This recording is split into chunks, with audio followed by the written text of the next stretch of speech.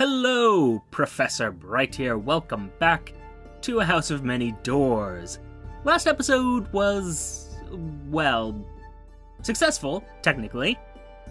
Our goal had been to get Aranak Silk from Gossamer Smile. We have Aranak Silk.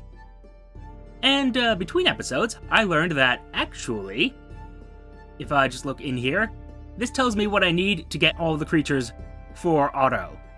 So that would have been useful to know roughly 2-3 episodes ago, but oh well. That's knowledge we have now. And we have to decide where to go. Now, if I were being responsible, I would be going... Well, actually, I'd be going home. I'd just be using a fetch mirror to go home, because why am I even doing any of this? But no, I'm thinking... I've had time to think, and I'm kind of looking over this way, saying, And so I think that's where I have to go. I can't really buy more fuel, which is somewhat unfortunate. But I mean, it should be fine, probably. So, south. And souther still. That is where we shall go. And it shall be lovely, probably. Or at least not too horrible. Also, I'd been talking about... Yes, thank you. No. Alright, I've been talking about... going after... A Dream of Trees. Problem, I don't actually have a hideous revelation as far as I can tell. Let me see here. Yeah, just storing experiences. I have horrifying ordeals. I have disquieting incidents, haunting visions, and many other, unpleasant things. One romantic encounter, though. I mean, that, that's nice. Makes up for all this. Still wake up screaming sometimes. Trying to remember the details feels like teetering on a sickening abyss. Got 4 of those. Yeah. Well, anyway, moving on. It's nice to know I can do this from anywhere, though. The traveling for the fetch mirror, I might need to do that eventually. Might need to do it before we actually, properly die. Run out of fuel. Oh, dear. So many possibilities. Oh, hey! So, how'd you get here? Yes, things from the sky. A missile descending upon its platoon, blah, blah, blah. Hi, I'm gonna take you prisoner. Bye. Oh, really? Okay. I kinda don't want to abandon the gunpowder, but I don't want to abandon anything else, so this is what's going. Bye. Get out of the way so I can see what I'm doing. Ah, I'm crashing. I see. It was important that I know that. Anyway, he's gonna be a replacement for... What is this? The crew are performing their duties as usual, but they do not recognize you. You walk among them and their gazes flit over you, unseeing. You open your mouth to shout for their attention, but you cannot speak. You can only sputter and choke, while your ignorant companions ignore you still. When you wake the next day, you can talk again. Your crew acknowledge you cheerfully. Keep silent. You keep what happened deep inside and it hollows you out. You become a secret wearing skin, and yet you feel a strange sense of satisfaction. Oh cool, we're delirious now. Great. Oh, good, the laughter's happening again. I'm just so happy. So 2 to the right, might as well do that now.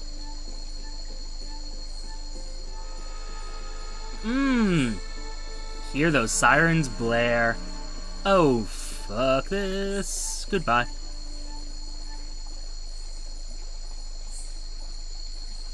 Down and to the right. Further right still. Huh, that was a dark spider up in the upper left now. Curious, but, well, I'm not gonna really deal with that if you don't mind. I'm, not in the mood. Not in the proper mood for that. There we are. Sounds of... I see fuel. Thank you. Yes, I'm aware of that, but fortunately for us, lumber equals fuel. Whee! And going. I should really do some inventory management at some point. Just sell or discard things, but... you know... no. I have enough prisoners. I think I actually have enough to finish off my, Oh! I actually could have more crew. Oh well. Oh. Wait. Definitely near Blue Steel Court. I'm curious. I think it's that little thing on the right. Well, now in the north. What do we have here?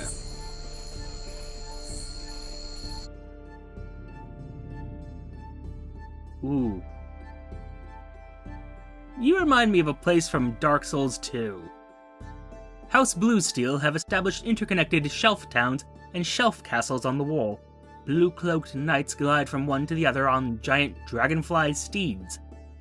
Even higher, traders and exiles hide in semi-secret edge holds, with their own complex politics and inter-shelf turmoils. Wouldn't be a bad idea to rest for a bit. You carouse in the gardens of the Noble Steed pub, overlooking the court itself. Dragonflies flit above and below, ridden by gleaming knights. A troubadour sings shambling verses for you of your exploits thus far. Jugglers and fire-breathers dance through the garden in mock combat. By the time you finally retreat to your flea-beset bed, you consider yourself to have had a joyous evening. You feel better already. Interesting. This is like traditional Arthurian era technology, I guess. Architecture, there's the word I actually wanted to use. But they ride dragonflies. Gather news, red-faced town criers will tell you all you need to know, free of charge. Lady Bluesteel is holding a grand tournament. The latest hatch has produced some strong, healthy dragonflies. Baroness Mermelion has embarked on another adventure. Well, the honor of Lady Bluesteel.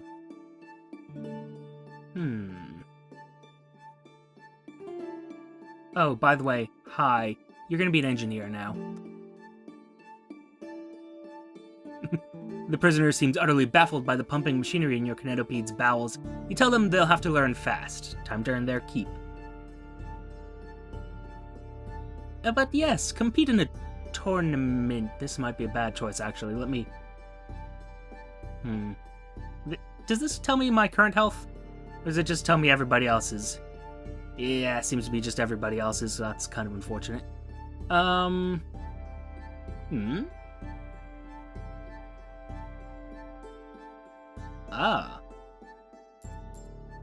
There's an opportunity. So, Angel Wine is for 150 gold at Bluesteel. Let me look at the map. Well, we'll look at the map later. I might be able to make a trade route out of this. Blinding Hooch to Gondolin.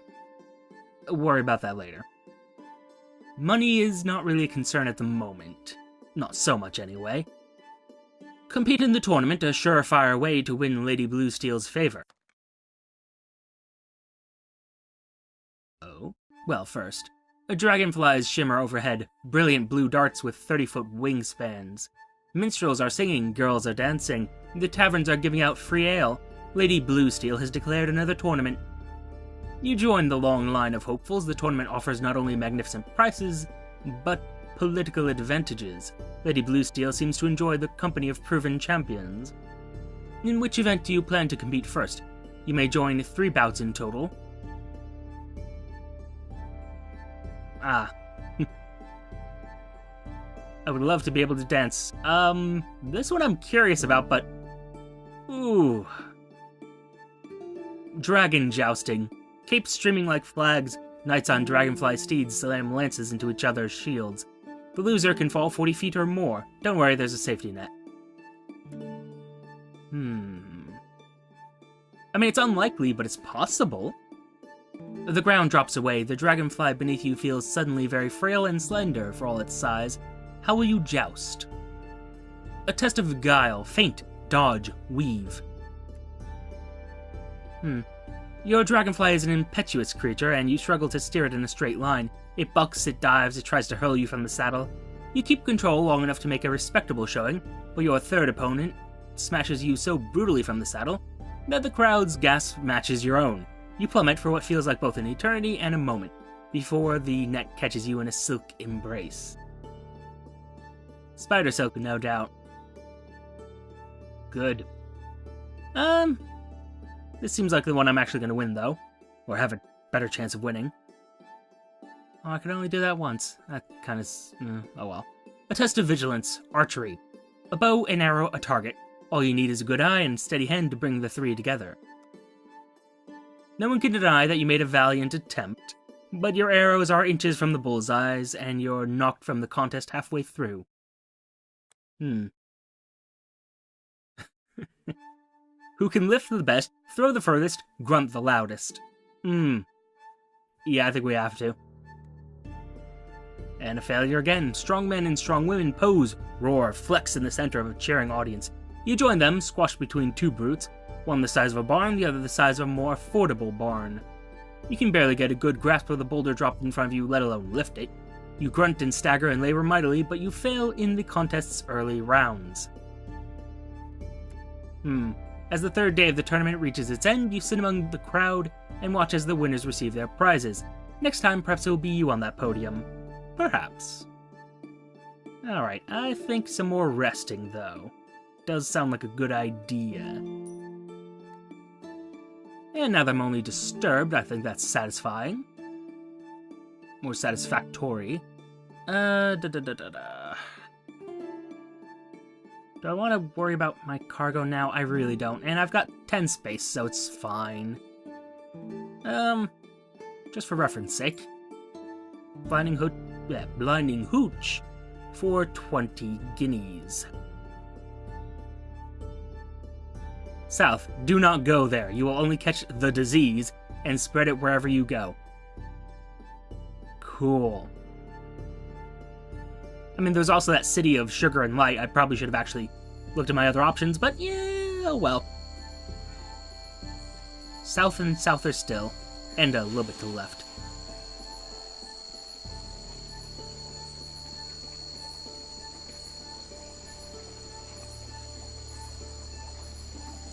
No, continue. No. No, I'm not gonna save you. Screw you, get out of it. Go. Stay. Okay. You know what? What am I at lowest? Of the useful traits. I think it would be guts, technically. Yes, let me flirt with him. This is a good plan. No. Yeah, I guess. A creeping dream. One day your surgeon appears in your dreams. A dream of your childhood, one of your countless exams at Pauper's College, but you're helplessly unprepared, and then you see him. Zhang Basho is watching from the shadows, making fastidious notes. I'm still wondering why I can't actually talk with him about this. You try to approach the Mycenai, but you are suddenly wading through honey. It hurries away, dropping a sheet of paper as it goes. You bend to pick it up. You waken as your fingertip touches paper. You say just a dream. You say that. But I am less certain. Well, anyway. Return, yes. Boots our guts just that little tiny bit. And should be 2 down, 1 to left, I think. Then we'll be at wherever that is. All I know is it's something to show Bridley Bags, and, well, the quicker we finish his quest, the quicker we get him off my Kinetopede. Gotta get him replaced with someone better. Definitely near Glitterberg. Okay, that's nice. I have space. Sure, why not? Hey, how'd you get here, buddy? Things from the skies, of course. Take him prisoner. And run away. I wonder if the Karchar get a different story, or if the ghouls get a different story as well. Anyway, Glitterberg, it's exactly what you would think it would be. Glitterberg is a jeweled city, as small and perfect as every gem that decorates it. The streets are inlaid with pearl and sapphire, the walls are dazzling mosaics, and the grand palace itself is a blossoming cacophony of ruby and crystal and rose-cut diamond. The city is a huge, hideous ornament, and its people are dying. Oh good. Will Glitterberg impress Bradley? Glitterberg sparkles certainly, but not prettily. It is tacky, overbearing, but it has the reputation of being beautiful, and perhaps Bradley will see what everyone else seems to see. He stares at Glitterberg for a long time, then shakes his head. Just seems tacky and overbearing to me. Well, he's not wrong. Gather news. The streets are quiet if you can find a townsperson, though. They're willing to speak to you. Riots at the temples, and priests are hanging from gibbets. Lady Papillion's armies are having trouble keeping the peace. The triumph of Lady Papillion. Let's release the human prisoner here. Yeah, best of luck, buddy. Now this seems very foolish, but... Volunteer to fight the plague. A few brave or foolish souls are allowed through the quarantine every day, providing succor to the afflicted beyond. It's the only way to cross the barricade. The soldiers of the barricade usher you through, warning you that you will be searched for buboes. On your return, you advance through the streets, cautious as a war party, but you're just a ragged group of healers in white robes with white flags. Some of the stacks of burning bodies are higher than your head, and the air fills with their smoke. Most of the houses are empty or barricaded shut. You hear laughter in the distance, but it doesn't sound happy. When you arrive at the hospital, you find the conditions abysmal. The sick lie in rows on the stone floor, groaning and filthy. You cannot tell the dying from the dead. Do your best. You help out for a time. You haul the dead to the pits or the pyre. You administer laudanum. You stroke the fevered brows. You even clean bedpans and wash sheets. In all honesty, you don't make much of a difference. You are a drop of water in an ocean of pus. But to a few unfortunate men and women, you provide comfort and dignity which they would have otherwise lacked. The doctors pack their bags. Already it's time to go. Back to a brighter, fresher world. That's quite sad. Do you sell anything? Church of the Loving Gods. Oh. The folks of the Entermarch worship only gods who offer love in return. The list has become vanishingly small since the Empire of Thread began its predations. Intriguing, actually. These congregants are struck by plague and desperate for divine mercy. I'll sell my medicinal herbs here. You know the herbs cannot cure the plague, but they can ease the symptoms. Sad. Oh well, leaving. To cities that aren't so afflicted. South nothing but mice and I, which is kind of interesting. Would not mind seeing such things. Let's look at the map, though, because, I mean, at this point, I feel like I've done everything I really can in this area. Yeah, well, let me rephrase that. Everything I know to do, and there is this thing to the east.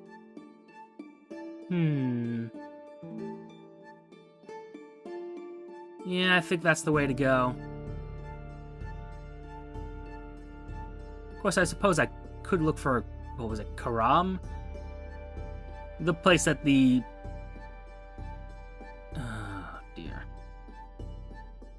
That the key details wants me to visit. I say. Anyway, sorry, I'm going to be going to the east, to a bloated, hanging slave market. Good. I am so glad. This is a good plan.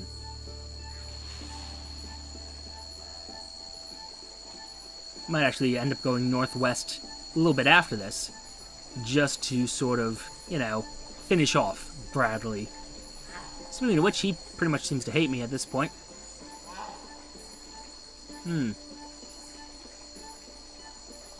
I could have sworn that he didn't have this option earlier.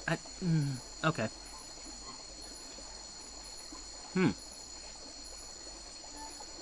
Great.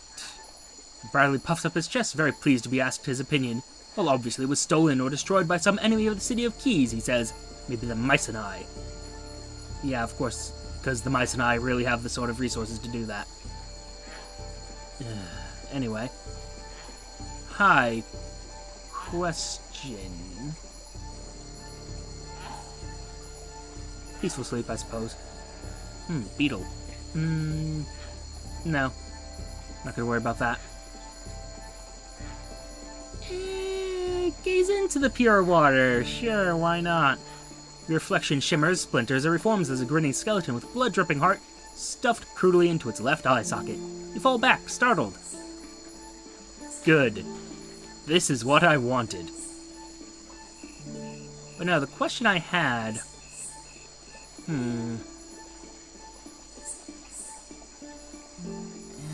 I guess it doesn't matter.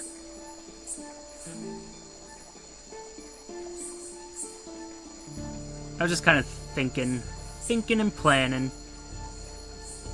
I really want to get rid of these. Well, I don't want to get rid of either of them because I actually have storylines with them, which is the annoying thing. And the story is what I care about, but part of me is like, maybe if I replace them, it'll still work, I guess, Like, if I replace them, will I still be able to advance their storylines, is what I'm wondering, kinda. Anyway. Hi, extra fuel. Question, can I use you as fuel? I can't. Homebrewed and spectacularly strong. Burns on the way down and then fights to come back up. Good. No, I'm not. I am perfectly capable of carrying all the stuff that I'm carrying. Mind you, I get into a fight, I'm pretty well screwed. Although, I suppose I could just run away from all of them, and I am very good at running away. I'm sorry, what? Why was I not informed that we were near this place? Well, anyway. Scornvaunt, a many-tiered city of slender spires and white pulp suspended from the ceiling by 1,000 pale threads. This is the nexus of the Entomark's slave trade. Iron chains and cages dangle from the Hive City's underbelly. Well, of course we gathered the news. The serfs of Scornvaunt are desperately afraid of giving offense. You'll have to speak to the wasp-riding slave-takers, who answer only to coin and scorn. A thorough uprising in the hives has been quelled. Lady Scorn has become patron to a upcoming young poet. A village is burned to the ground after peace talks between House Rubric and Lazarus went disastrously wrong. Well, Lady Scorn ensures the honey flows on time. Yes, I've heard of this place. Ah. Thank you. That will be useful for the museum, and I'm gonna stockpile some fuel. For obvious reasons. We're good? We're good. Okay. You know what?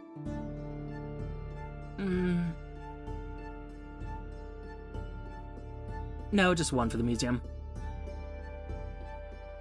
Visit the slave market, a stinking, heaving sea. Human beings are carted to and fro in rattling cages. Whips slash against the contorted bodies. The stink of blood, and sweat is all-encompassing. It blankets the world like a shroud. You wander for a time through a tableau of brutally efficient atrocity. You see horrible things, and you will see them again that night as you lie awake in bed, and you will see them a third time in tortured sleep. You leave the market, but it doesn't leave you.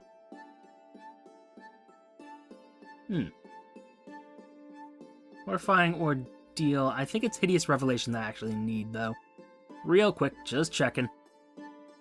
Yep, Hideous Revelation, so no point in that. Oh well. Again, traveling through the mirror sounds real tempting right about now, but, east and eastern still. At least for a wee bit. Definitely near the Panomicon. That's, not near at all. In any way, shape, or form, but thanks for telling me. I will probably have to go there at some point. I'm curious what that could possibly be. You know what? let's go there now. I mean, our fuel situation is fine. Who knows, it might be something. Fuck that! Never mind! Not going to the Phenomicon. At least not just yet. I know that's no reason to just abandon that trip entirely, but... Ooh! Oh my! Oh my! I guess we'll go to the Phenomicon. But, ooh... Not gonna go there, happily. I'll tell you that much. Ooh, actually. While I'm thinking of it, do I have enough? Yes, I do! Help sort through his files. He's lost something important again. Probably his brain. Bradley comes to you with a complaint. Someone has stolen his copy of the counts, he claims. And he's already drawn up a list of suspects. As he rants about what he'll do to the culprit, you wade into the chaos of his office and begin putting things back on shelves. The missing file turns up soon enough, buried under a heap of papers and a plate of expired cheese. Well, it wasn't there when I looked, he insists. Of course, Bradley. I've worked with a few Bradleys in my day. Terrible, terrible Bradleys.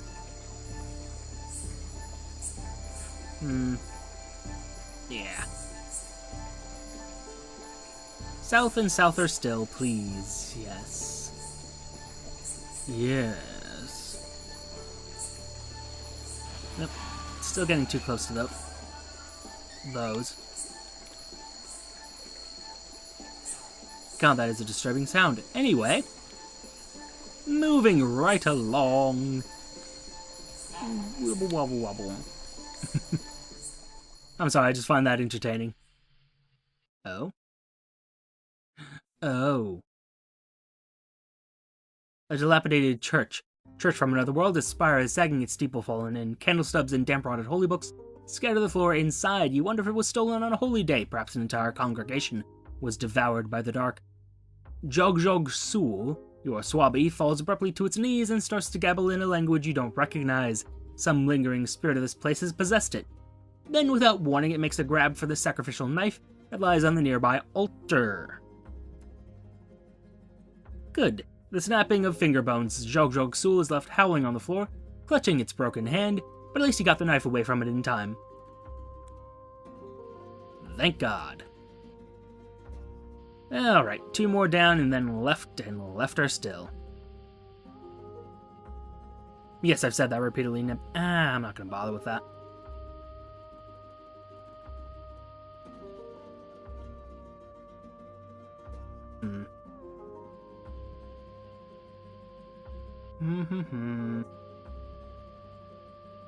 Nope, went left a bit early. Oop. Distant scream, darkness. You know, that's fine. It's all fine.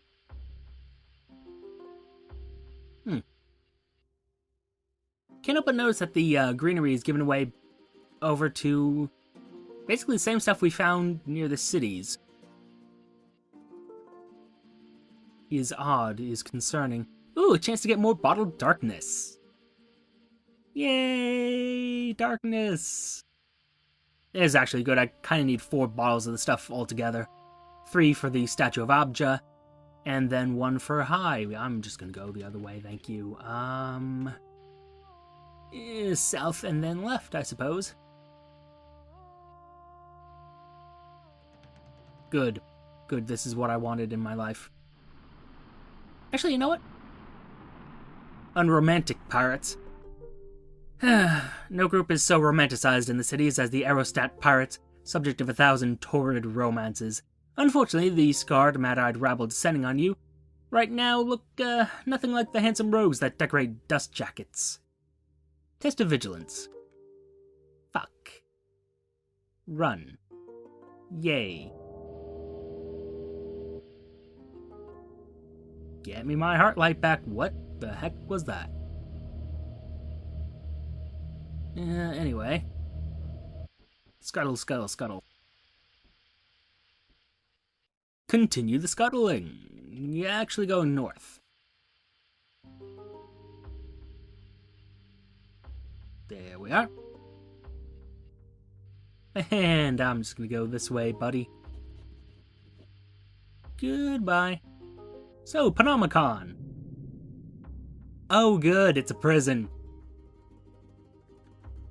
Good. A prison of some kind at a glance, though building it must have required absurd endeavor. There are a million cells honeycombing the walls, stretching around you and over you and far, far below you. In the center, at the end of a narrow bridge, is a tower. A ponderous searchlight sweeps from cell to cell. Across the bridge, there's only enough room to walk single file. Your Kinetopede certainly cannot cross. The Panomicon. Pale shapes watch you from behind the bars. Claws clutch at the iron. Screams and howls, oaths and catcalls, laughter and sobs. When you are halfway across, the speakers crackle. Turn around and leave. The voice is tired and irritated, like an old man who has seen children running across his property. Walk quickly. At the press of a button, the bridge will fall away beneath your feet. Oh. Test of spirit, persuade him to let you cross. Just a conversation, that's all you want. You promise to stay only as long as he allows you. Gosh darn it, fine then, come across, says the speaker. Name's Arthur Quodcoven. If you want to try any funny business, remember that better folk than you have ended up down the pit. Finish crossing the bridge. The caterwauling of the prisoners is enough to drive anyone mad. You hope that hasn't happened to Arthur. His patience is currently at 3. Ooh. Anyway, Quodcoven opens the door for you, a wiry little man, bald and bearded, in thick-rimmed spectacles and a green bow tie. Doesn't look especially intimidating, although there's something strange about his eyes. He must live here, but the tower doesn't offer much in the way of luxury. The furniture is rough-cut, uncomfortable, and the floor is bare concrete. The walls are all windows, and dozens of screens cluster the ceiling, flickering wildly between top corner views of every cell. Make it quick, snaps Arthur, sitting at the table and pouring himself a mug of coffee. I'm a busy man. Who are you keeping prisoner here? What were their crimes? The strange properties of the house make it easy to summon folk from other worlds, says Quodcoven. I set up the Panomicon as an experiment. Could I summon the most evil people in all the multiverse and drop them right in a ready-made cell? Turns out I could. Every world has its villains, see? There's an inexhaustible supply, mass murderers, warmongers, genocidal leaders, dark lords, honest monsters with big teeth and bad attitudes. Some of the folk in the Panomicon were all set to destroy the world I took them from. Why are you doing this? I think I know the reason, but... Question. Because when I was a little boy, I was taught there was a hell, says Quodcoven, where bad men were punished. And then when I grew up, I found there wasn't a hell at all, and the bad men usually won. But humanity deserves a hell, and so I built the Panomicon. Oh, I love this guy so much. Is it just you here? Just me, says Quodcoven. For 2,000 years. Lucky I like my own company, and I have the prisoners to talk to, of course. He drains the last of his coffee and hustles you to the door. Get out of here, he says. Huh. My. Arthur Quodcoven, you are my kind of guy. Well, I think that's a nice place to stop for now. Next episode, I plan on kind of using the fetch mirror to go elsewhere. Because, yeah, we, got quite the distance to cover. Might actually try just searching for the heart, but we shall see. For now, though, thank you for your time. Note the like, comment, and subscribe buttons below. Use them responsibly, and I will see you all soon. Bye-bye.